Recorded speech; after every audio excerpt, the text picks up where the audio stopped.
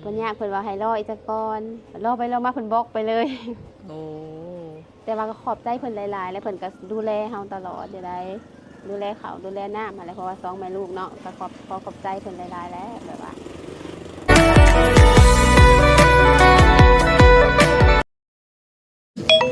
สบายดีสวัสดี FC บ่ทุกคนเด้อ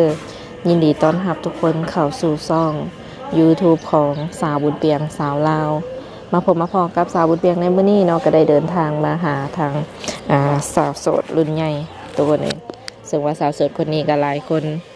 อาจจะฮู้จักเนาะแต่สำหรับ FC ใหม่อาจจะบ่ฮู้ว่าเพิ่นแม่นไผเนาะอันนี้ก็เป็นสาวโสดรุ่นใหญ่เนาะที่ว่าเคยมาถ่ายทำเป็นสาวแม่ห้างลูกติดเนาะทุกคนอันนี้เป็นเฮือนเป็นซานของเพิ่นที่ว่าเฮาสิมาถ่ายทำมื้อนี้แหละทุกคนเลยโดยแนวใดก็ฝากกดไลค์กดแชร์กดติดตามให้สาวบุญเปียงในเด้อเนาะเพื่อเป็นกำลังแรงใจในการถ่ายทำคลิปต่อๆไปเนาะทุกคนเป็นห้านขายเครื่องย่อยตามที่เห็นเนาะแต่ก็บ่ค่อยหลายเนาะเครื่องเพิ่นแล้วก็อาชีพเพิ่นก็คือขายเครื่องแล้วก็ตัดเย็บเนาะตัดสินตัดเสื้อเย็บส่งเย็บเสื้อหาเบิดตัวนี่โดยโอเคมีแต่ว่าทั้งสามเปลี่ยนก็สิได้เข้าไปโอลมหรือว่าสัมภาษณ์ไปเลยเนาะบัดนี้เนาะก็เตรียมอยู่กำลังเตรียมอันสิถ่าย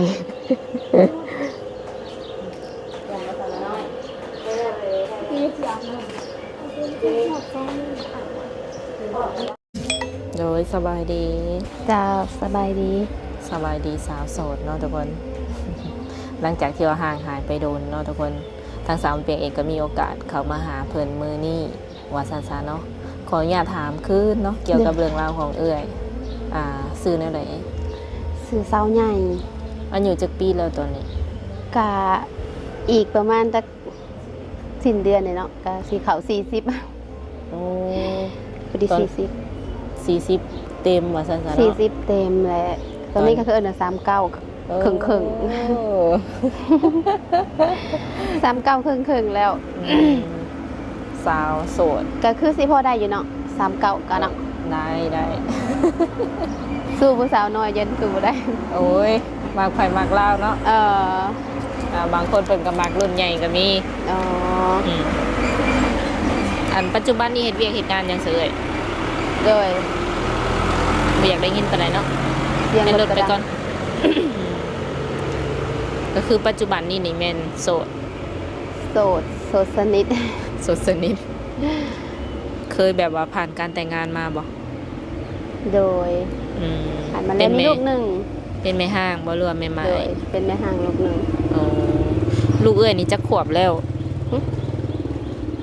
จักปีแล้ว11 ปีแล้วเนาะ11 ปีแล้วก็ใหญ่เลยเนาะโดยถือว่าตอนนี้นี่ซ้ำว่าสาวขึ้นใหม่เด้นี่ ลูกก็ใหญ่เลยเด้ใหญ่แล้ว11 ปีแล้วคือว่าไงตอนนี้ก็โสดแล้วไหนๆออกมาเปิดใจอีกรอบบ่แม่นก็เมื่อก่อนก็เคยเนาะโดยแต่เคยเปิดใจไปโดนแหละแต่ว่าโดนแฮงแบบว่าถ่าเพิ่นนะถ่าเพิ่นแบบว่าเพิ่นว่าสิมาเอาอะไรมาแล้วแหละก็บ่เห็นแบบว่าบล็อกเขาจะบล็อกไปเลยเห็นเด้บล็อกไปเลยถามมันหลายเดือนแล้วเด้ก็คือเราคือสิถิ่มแล้วมั้งแบบนี้นะแล้วเราก็เลยแบบว่าบ่ได้รอแล้วบัดนี้ค่ะ ก็หลายเดือนแล้วได้มันก็สิเข้าปีแล้วมั้งเนาะกันสิไหลก็ตั้งแต่เดือน11พุ่นเด้ตอนคบกับเพิ่นน่ะบ่ความหมายแม่นหมายถึงว่าตอนเพิ่นป้าโอ้เพิ่นถิ่มมานะเขาก็เลยแบบว่าถาเพิ่นว่าคือว่าหลายเดือนแล้วเขาคือสิบ่นั่นแหละเขาก็ติดต่อเขาก็บ่ได้ติดต่อบ่ได้เขาบอกทางเฟซบ่หรือว่าทางไลน์ทางไลน์ โทรก็บ่ได้หยังก็บ่ได้แล้วเนาะหลังจากที่ว่าเพิ่นนั้นเงียบไปทำอิดเอื้อยก็ให้โอกาสเพิ่นอยู่ก็ท่าต่อท่าจนฮอดคุมื้อนี้แหละแต่ว่าจนว่าน้องว่าโอ้ยก็ลองเบิ่งใหม่หาใหม่เบิ่งดูว่านะแต่จังกล้าลองปกติก็บ่กล้าลองแล้วท่าเบิ่งนั่นแหละจังหน่อยเขาสิว่าแบบว่าหลอกเขาเจ้าบ่หั่นนะเพราะว่า ตอนเมื่อก่อนก็แบบว่าก็มีอยู่แบบเราคอยดูแลแต่ละเดือนหั่นนะ โดย ก็พอได้ใช้ได้กินแบบให้ลูกไปโรงเรียนนั่นแหละ อืม ก็บ่ได้ร้ายดอกพอได้อยู่ไป ก็แต่ว่าเอ้ยก็ซื่อสัตย์กับเพิ่นตลอดมาเนาะ แม่น แต่อันนี้ก็คือเพิ่นหายไปโดยบ่มีเหตุผลเนาะ โดย สักพักก็คือบล็อกไปแล้วตอนนี้เนาะ แม่น บอกคือเร็ว เออ โอ้บ่กลับคืนมา โอ้ยเนาะแบบว่าทั้งเอ้ยเพิ่นอีกสื่อสัตย์กับความหักแหงเนี่ยเนาะตั้งแต่ อ่า ปุ๊บ แบบว่าเฮาแบบว่าคือแบบว่าหักไผก็คือหักแท้หั่นนะ เออ คือแบบว่าถ้าก็เจ้าถิ่มพุ่นแหละแต่สิยาแต่สิหาใหม่ก็คือสิถิ่มในรายเดือนแล้วเนาะเป็นบ่ซับบุญเปียง แม่นแล้ว ตอนแรกๆก็ยังเห็นบ่ตอนซาบุญเปียงมาก็สิกล้าเปิดบ่หรือว่าเรายังสิโทรมาอยู่บ่ ยังคิดอยู่สองจิตสองใจ ก็ถาแล้วก็ถามอ้ายเอ้ยน้องก็เขาก็บอกโอ้ยผู้ใดสิไปอยากโทรมากันเขาโทรมาเขาก็โทรมาแต่ดนแล้ว เออ อันนี้นะ อืม ก็เบิ่งลองเบิ่งใหม่เบิ่งยันว่า หรือโทรศัพท์เพิ่นตายบ่เป็นไปได้บ่ ก็บ่ฮู้คันว่าเราตายก็ให้เราติดต่อมาแหน่ เพิ่นฮู้จักบ่แบบว่าเอื้อยอยู่ไสนะเพื่อนอยู่บ่งใดจังซี่ เราฮู้เบิดหั่นแหละ เออ ก็ฮู้ อืม แต่ว่าเราน่าจะบล็อกหั่นแหละบ่ตายดอก คันอยากมาหามันก็บ่ยากมันก็บ่ยากเลยเนาะเพราะว่า โดย เพื่อนเพิ่นนี่ เพิ่น ก็ ก็เพิ่น ฮู้ ก็ฮู้เด้เฮาก็คบกันโดนเติบ โดยทางเอ่ยเองก็ไปเบิ่งเฮือนเบิ่งซานเพิ่นแล้วบ่ บ่เห็นเฮือน เพิ่ เพิ่ น น น่ะ แต่ว่าเห็นกันซื่อ เออ ๆเขาบ่ได้รู้จักทางเขา เขาอาจจะมีความลับหลาย แต่เป็น ความลับหลายก็บ่เป็นหยังนะเพราะแต่ อ่า แบบว่าเขายังไปกันได้หั่นนะแต่ว่าอันนี้เราบล็อกกันไปเลยเด้ จักสิเห็นอะไรต่อเนาะ โดย ก็มีทางเดียวก็คือออกมาเปิดโอกาสให้ตัวเองไม่ เขาก็ว่าลองให้เปิดโอกาสให้ตัวเองใหม่มึงดูหั่นนะ อืม ก็บ่อยากกล้าปานใดแหละ ก็บ่กล้า แต่ก็ลองเบิ่ง เอา นะ เอาดีๆแล้วเนาะคนที่สิเข้ามาเพิ่นก็จองจิตจองใจได้จะว่าบ่อยากกล้า แต่กี้หันบ่กล้าปานใดบ่กล้าเปิดปานใดยันน่ะอายเขาเจ้า โดย เปิดแล้วก็บ่เห็นสิได้คู่น้ำหมู่หั่นนะ เออ ความหมายก็คือแบบนี้ โอ้ เหมือนว่ากล้าแบบว่าก็อันนั้นหั่นแต่ว่าบักไม้ถึงว่าบ่กล้าเปิดใจแบบว่าโอ้ยเปิดไปแล้วสิได้อยู่บ่จังซี่นะในหมู่สิเว้าเฮาบ่นะ โดย สิเม่นแนวบ่ดีใส่บ่บางทีหั่นนะประมาณนี้หั่นนะทางเตียง แม่น ก็ดูต้นเอื่อยเพิ่นอยู่เนาะเพราะว่าทั้งเอื่อยเพิ่นก็เปิดใจมานี่แบบโดนแฮง อืม คบกับคนนี้ก็คิดว่าสิแม่นก็ยังบ่แม่นคือเก่าเนาะ โดย นั่นแหละทุกคนเลยก็เลยรู้สึกว่าอยากอายแน่เพิ่นว่าอายคนนั่นแหละเนาะ แต่บ่เป็นอย่างหลายคนก็แฮงหลายกว่าเอ่ยก็มีเนาะ แม่นเฮาครบแล้วบ่แม่นก็คือเปิดใหม่ อืม อืมคือเฮาเองก็บ่ได้อีหยังกับเพิ่นเด้เพิ่นไปเอง แม่น สบายใจ เพิ่นบอกเขาไปเองเขาก็ถาได้ถาหลายเดือนแล้วเนาะ เออ ถาว่าคิดว่าเขาสิกลับมาบ่มื้อใดมื้อหนึงหั้นนะ เออ แต่ว่าก็บ่เห็นได้สักเปียงเห็นมาบ่เห็นมีแวว แต่ก็คุยกันเบิดได้กับไอ้เอ้ยน้องกะอืมคุยกันข้างแน่ผู้ใดกะ เออ แต่ว่าพอเขาสิไปเขาก็ไปเนาะแบบนี้นะ บัดนี้ครบรอบใหม่นี่เฮ็ดแนวใด หึ เฮ็ดแนวใดบัดนั้นมันจังบ่เป็นคือเก่าแบบ ก็บ่ฮู้ หรือว่า คืกัน สิไปหาเพิ่นแบบเห็นเฮือนเห็นซานเพิ่นบ่ บัดเพิ่นหายไปแล้วเฮาจังไปเฮือนเพิ่นได้ เป็นแบบนั้น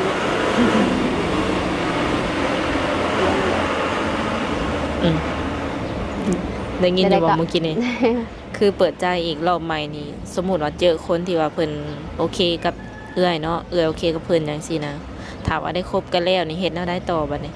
สิไปเบิ่งเพิ่นฮอดเฮือนฮอดซานบ่จังฮู้บ่อนเพิ่นอยู่เพิ่นเซา อืม อันนี้กะคันว่าเขาสิเอาข้างในเฮาก็เบิ่งกันเนาะ โดย กับคนเพิ่นทัศานแต่ว่าเรากับอันนี้น่ะเราก็ยังบ่ทันพร้อม โอ้ คือความหมายของเราค่ะ คือความหมายของเราน่ะยังบ่ทันพร้อม แต่เราดูแลเฮาก็เลยแบบว่า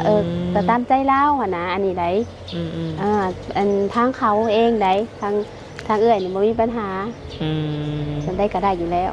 อืม แต่ทางเพิ่นน่ะเพิ่นยังบ่ทันพร้อมวันนี้ซะ แล้วเฮาก็เลยแบบว่าเพิ่นมันก็เลยให้เฮารอทางนี้หั่นน่ะ เฮาก็เลยรอไปรอมาแล้วก็บล็อกถิ่มเลยแบบนี้นะ เออ บ่แม่นได้ว่า อัน ว่าสิคบแล้วไปเบิ่งกันหั่นนะ อันนั้นหันเขาพาเฮาไปเนาะเขาไปเบิ่งเขาอยากเอาเฮาเขาอยากได้เฮาอันนี้ก็คือแบบเรายังคันอยากได้อยู่หรอมั้งเราเป็นคันแบบเรายังบ่ให้เฮาเห็นหยังหั่นนะแต่เราเห็นเฮาวันนี้ซะบ่ทันแบบพร้อมที่จะเปิดเผยแบบร้อยปานใดปานนี้ทางเขานั้นแต่ว่าเอ้ยก็เป็นคนแบบว่าสบายๆเนาะทางเอ้ยอยากเร่งรัดเพิ่นพร้อมมาแล้วเอ้าเป็นยังเริ่มต้นชีวิตใหม่เนาะโดยกับคนใหม่ที่ว่าสิเข้ามาไวๆนี่เนาะทุกคนคือเปิดใจรอบนี้นี่อยากได้คนแบบนิสัยใจคอประมาณไหน คิดว่าใจคนดีแต่กาสอยเฮาได้ประกอบได้แบบเอาคนที่แบบว่าสอยได้นะวันนี้นะถ้าเพิ่นยังลำบากอยู่ก็บ่อยากปานใดแบบว่าเพิ่นยังมีภาระหลายหั่นนะแบบนี้ก็บ่อยากปานใดอยากเอาแบบว่าผมมีภาระหลายผมมาดูแลเฮาได้เพราะว่าเฮายังมีภาระหลายอยู่นะกับลูกเฮาก็มีลูกโดยเรื่องอายุนี่เด็กน้อยกว่าก็ได้บ่หรือว่าน้อยบ่อยากปานใดมีแต่ประมาณ40-50ก็แหละแบบนี้เอาใหญ่กว่าตัวเองขึ้นไปโดยถ้าเป็นแบบ60-70ก็บ่ตามสุขภาพห่างกายได้ถ้าประมาณ60สบายคันว่าถ้าเพิ่นยังแข็งแรงก็โอเคแต่ก็เพิ่นซอยเฮาได้เอาผู้เพิ่นซอยเฮาได้แล้วก็สุขภาพห่างกายยังแข็งแรงเนาะเด้อประมาณนี้เนาะทุกคนทางใดก็ได้เบิดป่ะฝั่งลาวฝั่งไทยหรือว่าต่างประเทศคือเอ้ยใหญ่ว่าเอ้ยใหญ่มีภาระซึ่งมีลูก1คนบ่เด้อคือว่ามีภาระหลายลูกคนเดียว1คนลูกคนเดียวเอาไปนะนำทางใดก็ได้ไปบ่ได้แล้วอยู่กันไปบ่ได้บ่ คือปัจจุบันนี่เฮ็ดอาชีพหยังก็การยิบเครื่องอยู่กันนี่แหละก็ได้ไปใส่อาชีพหลักเลยบ่เด้อเป็นสร้างตัดยิบรับแต่แบบว่าตัดเครื่องตัดหยังสิบ่เด้อโอ้อันนี้เป็นเฮือนแบบของเอื้อเองเลยบ่แม่นแต่ก็ยังเป็นหนี้เพิ่นเด้ยังเป็นหนี้เพิ่นอยู่นั่นแหละก็อยากผู้ใดที่แบบว่าบ่มีภาระนะมาซอยปกติหรือว่าซอยดูแลเฮาได้แล้วก็พอไปได้คือตอนนี้แบบว่าเฮาว่าทางเอื้อนี่พร้อมสร้างครอบครัวเลยบ่แม่นเพิ่นพร้อมเอาเลยก็เอื้อก็เอาคันยังบ่พร้อมก็คุยได้สิบ่ได้อันนี้แบบว่าทางเขาเบิดนะทางเขาเบิดทางเขาเบิดเพิ่นบอกให้รอก็รอโอ้ยขนาดอันนี้เพิ่นบ่บอกให้รอยังรอมาตั้งหลายเดือนกันยังรอก็ได้เลยลักๆนี่แม่นให้สิว่าในขั้นคบกันหรือว่าแต่งดองจังซี่แม่นอยากให้เพิ่นมาอยู่นำบ่ไปมาๆได้โอ้เอื้อยไปมาๆก็ได้ได้ไปมาๆได้แต่ว่าไปอยู่เลยบ่ได้บ่ไปเอาตรงๆเลยแม่นบ่ไปเด้อบ่ไปบ่ไปอยู่แบบจิตใจนี่บ่อยากไปสิบ่หรือว่ามีอีหยังที่มันเป็นห่วงอยู่ทางนี้หลายก็บ่อยากไปได้แบบว่าอยากอยู่บ้านแบบนี้นะถ้าแบบเพิ่นไปมาได้สะดวกก็เอาไปเอาแบบนั้นหมายถึงว่าให้ไปอยู่น้ำเพิ่นบ่ซั่นจังซี่น่ะไปบ่ได้คันเพิ่นจะมาอยู่นำเฮาเลยเด้ได้บอกเลยว่าได้โดยแล้วเอาคนแบบใดสมมุติว่าเพิ่นดูแลเจ้าได้อยู่แต่ว่าเพิ่นมีลูกมีหยังนำประมาณนี้เด้รับได้บ่รับได้ค่ะให้อยากให้พร้อมกันก่อนจังเอานะอยากให้ลูกเพิ่นรับได้จังเอาแบบมันจังมีความสุขค่ะนะแบบใดก็ได้แบบว่าคันเขาบ่พร้อมอีหยังแล้วก็บ่อยากเอาปานใดบ่อยากแบบอยากติดอยากใจคนอื่นค่ะนะคือเอาได้แต่ความหมายก็คือให้ลูกเพิ่นนี่ชื่อว่าเห็นดีนำคันว่าพอมักแต่ว่าลูกบ่มักก็คือเอ้ยบ่เอาบ่ความหมายมีแบบว่าแม่นว่าลูกเราบ่มักบ่หยังหั่นนะมันก็สิยากอยากให้แบบว่าทั้งเพิ่นก็มักลูกก็มักอีหยังหั่นนะจังเอาได้คั คันว่ามีแต่เพิ่นมักลูกบ่มักก็จักสิเอาแนวใดมันก็บ่ม่วนคือเก่าแหละมันก็ยากคิดยากใจ ก็เอาพ่อเพิ่นนั่นแหละมาอยู่นํ เอาคันเพิ่นมาอยู่นำเฮาได้ก็เพิ่นบ่ผิดเพิ่นก็ได้ เว้าหยอกเด้อทุกคน มัน มันทางสิคู่กันนั่นแหละเนาะ แม่น อยู่บ้านนี้นอกจากตัดยิบแล้วแบบกลับไปดินไปเที่ยวอยู่บ่ใหญ่ บ่ได้ บ่ อืม บ่ไปเลย มีแต่ไปแบบมีเวียกบ้านมีเวียกหยังแล้วก็ไป เออไปลินไปเที่ยวแบบบ่ได้ค่อยไปดูปานใด ไปเที่ยวแบบใดหมายถึงแบบใดมัน ไปลิน มีแบบ ไปเที่ยวกลางค่ำกลางคืนนี่แหละ กลางค่ำกลางคืนบ่ได้ออกเลยและบ่ได้มีทางไป โอ้ ว่าง่ายๆก็คือ คนอายุหลายบ่เลยหลายบ่แม่น คนบ่มีหมู่ดอกแต่ก็หนึ่งมามันบ่ค่อยสิไปไสอยู่กับลูก เออ เป็นคนบ่ได้มีแต่ไปเวียกบ้านการเมือง แถวบ้านแถวอีหยังเขามาบอกมาว่าไปได้เบิด งานบุญงานดอง บุญงานดองเวียกบ้านกลางค่ำกลางคืนคือสิบ่ได้ไปแล้ว อืม ถ้าไปแต่กับผัวถ้ามีผัว ถามมาหลายปีเลยเนาะ สิข่าวเลข4ได้เพิ่นว่า อีก ก็ ประมาณที่10ปลายเดือน6ก็ได้ อืม วันที่12เดือน6ก็เป็นวันเกิดก็ครบรอบ40เต็ม น่าอายเขาเด้อเนาะ คิดว่า20 เพิ่นนะ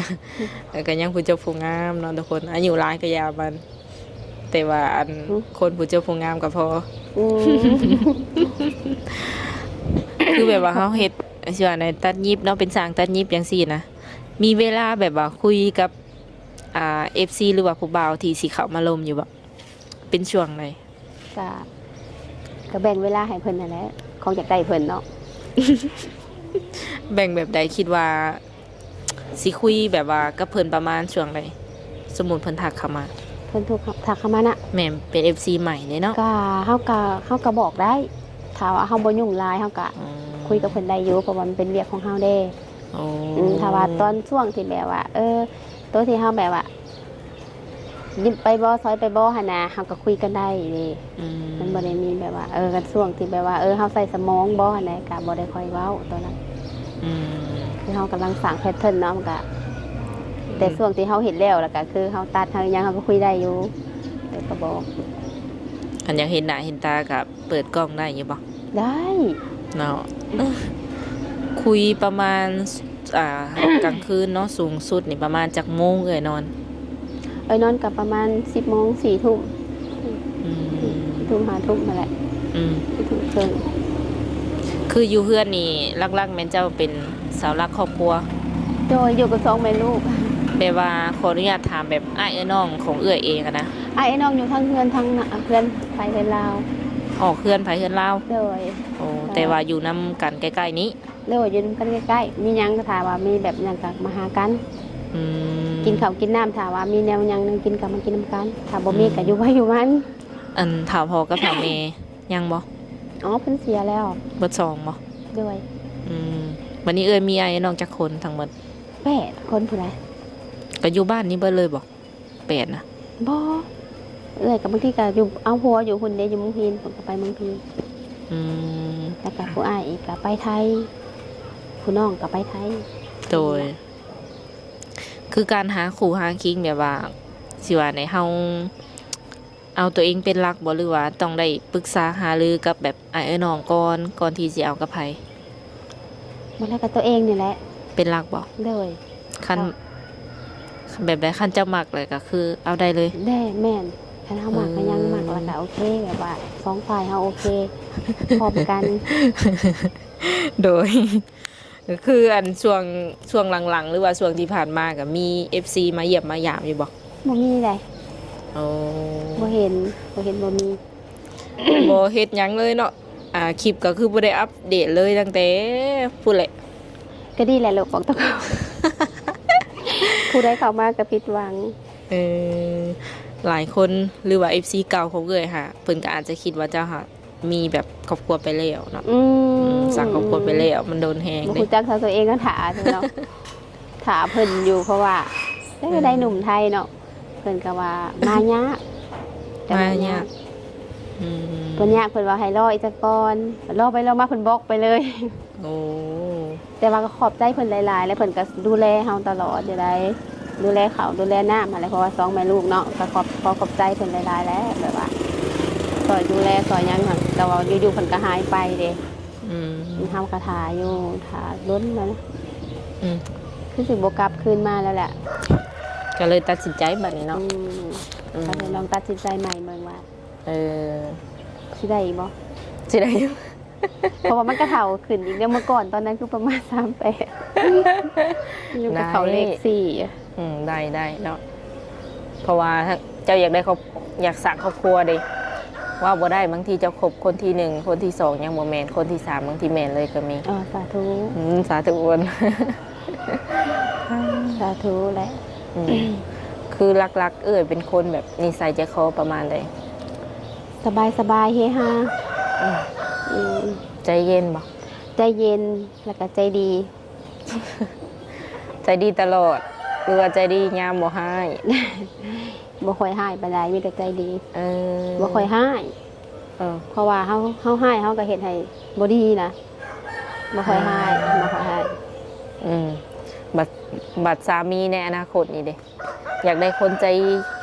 ดีคือกันบ่ด้วยอยากได้คนแบบใจห่อนแน่อยากได้คนใจดีซอยเฮาได้คันห่อนแน่บ่เอาบ่ก็มาปรับใส่กันลองเบิ่งก็คบก่อน บางทีเราถือน้ำเย็นมันก็อาจจะเย็นน้ปรับเปลี่ยนได้เนาะโดย ถ้าว่าอยากได้กันก็คือสิปรับได้ถ้าว่าเพิ่นบ่อยากได้กันนี่แหละเพิ่นบล็อกไปเลยแบบนี้นะก็เพิ่นก็บล็อกไปก็เป็นบุญได้แบบว่าดีเบิดทุกอย่างอ่ะเด้แล้วก็บ่ได้มีหยังหากแต่ก็คิดฮอดแล้วเนาะคิดฮอดแบบว่าแล้วมาแบบบุญได้มาซอยแบบทุกอย่างแหละดีทุกอย่างบ่ได้มีหยังเฮากับถาเพิ่นก็คือสิเบิดบุญแล้วแหละแบบนี้นะคือฟังเพิ่นเว้านี่แบบของเพิ่นคือบวกตลอดเวลาเนาะผมคิดบวกตลอดเท่านะบวกมาดีมาซอยก็ดีไปก็ดีมันอยู่ก็ดีมันยังก็ดีหมดนะดีทุกอย่างแหละถือว่าดีแต่ว่าค่ะแบบว่าเฮาก็สมควรเลยแบบว่าสมควรแบบว่ารอเพิ่นฐานะแบบนี้นะแบบนี้เฮาก็ให้แบบว่าให้โอกาสตัวเองหรือให้โอกาสเพิ่นก็พูดและให้โอกาสแบบว่าความดีที่เพิ่นเฮ็ดให้เฮานะเฮาก็รอเพิ่นแบบนี้นะแต่มันก็บ่เห็นมีวี่แววก็เลยลองหาใหม่ถามว่ารอไปอีกจักหน่อยนี่มันสิเฒ่ากว่านี้อีกแล้วยังซ้ำเปียงมาทวงว่าสิได้อยู่บ่วะเปิดไปอันนี้คะแนนยังย่องงามอยู่เดี๋ยวยังห่างกับผ่านไปบ่กี่ปีเองเนาะปีกับมันก็เนาะคนเฮาความแก่มันบ่ได้คอยไผได้เบิ่งผมขาวขาวเต็มหัวเลยหากบ่ได้มีโรคประจำตัวบ่ไอ้ใหญ่นะแม่นไอ้ใหญ่จะเป็นคนแบบว่าเป็นคนมักเจ็บหัวไมเกรนบ่เลยมีตัวนั่นแหละแต่กินยาต้นๆแต่กินยาเทื่อนึงมันมักเจ็บแบบว่าเจ็บหัวดิบหรือเจ็บเส้นเจ็บเอ็นแบบนี้นะแต่ว่าบ่ค่อยคิดร้ายแล้วแต่เมื่อก่อนจะเป็นคนคิดร้ายแน่เดี๋ยวนี้ทำแบบสบายแต่ว่าใครแน่แล้วใครกินยาเมื่อก่อนนี่ก็กินยาอะไรดูไหลเครียดเกิดจากความเครียดความอย่างนั้นเจ็บเนาะแต่เครียดเดี๋ยวนี้สบายแล้วเพราะว่าเขาสิบ่ให้บ่ด่ามีแต่อย่างเดียวนี่บ่โรคประจำตัวเดียวก็โอเคเนาะทุกคนคันว่าเพิ่นสิทักมาลิ้นน้ำนี่ก็เฟซไลน์แจกเบิดบ่แจกโอเคเนาะสำหรับคลิปนี้ทางสาวเปลี่ยนก็สิได้ขออนุญาตโอลมกับเอื้อยเพิ่นประมาณนี้ก่อนเนาะแล้วได้ก็ขอให้พ่อฮักแท้เด้อครั้งนี้เด้อสาธุให้ได้แต่งงานเนาะ อยากมางานแต่งเอื้อยเพิ่นทุกคนเลยโดยสำหรับคลิปนี้สาวเปลี่ยนและเอื้อยใหญ่จะได้ขอตัวเจ้าไว้ก่อนสบายดีสบายดี